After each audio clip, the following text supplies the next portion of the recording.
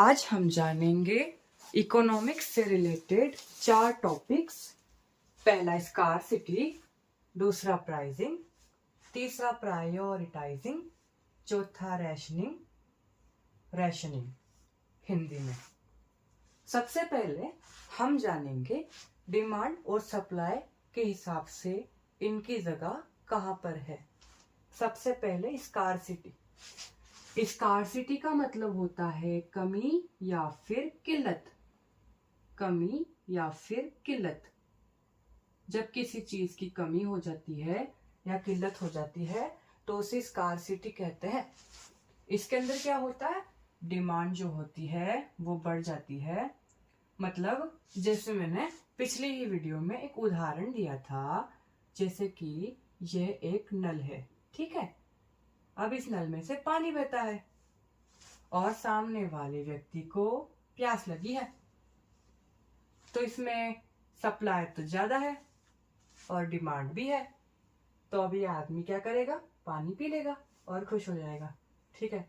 But यहाँ पर हम डिमांड सप्लाई इस चीज से समझेंगे कि यहाँ पे जो 4 टॉपिक है इसमें डिमांड सप्लाई किस प्रकार से काम कर रही है और इन 4 चीजों में डिमांड सप्लाई का क्या स्तर रहेगा।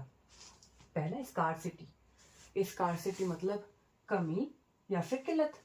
इसमें क्या होता है, डिमांड बढ़ जाती है, इसका मतलब व्यक्ति को प्यास तो लग रही है लेकिन सप्लाई कम हो जाती है। सप्लाई कम होना मतलब पानी नहीं आ रहा है, इसके अंदर पानी नहीं आ रहा है तो इसकी डिमांड बढ़ जाती है और सप्लाई कम हो जाती है, तो उस सिचुएशन को स्कार्सिटी कहते हैं। अब हम चलते हैं प्राइसिंग पर। प्राइसिंग क्या होता है, तो स्कार्सिटी में जो संसाधन होते हैं वो सीमित होते हैं और कमी और किल्लत हो जाती है। वही प्राइसिंग क्या होता है, जब डिमांड जो होती है वह दुगनी हो जाती है।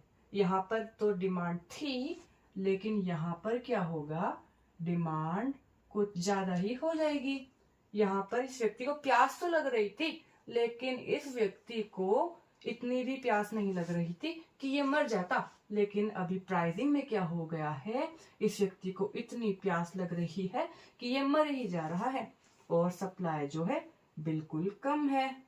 तो यहाँ पर जब डिमांड कुछ ज्यादा हो जाए और सप्लाई कम हो जाए, उस चीज को बोलते हैं प्राइसिंग।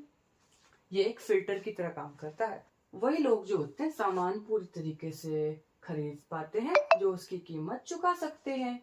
अब आते हैं प्रायोरिटाइजिंग पर। प्रायोरिटाइजिंग मतलब प्राथमिकता होता है। प्राथमिकता, चलो इसको समझते हैं। इसके अंदर हम 2 चीजों को समझ सकते हैं।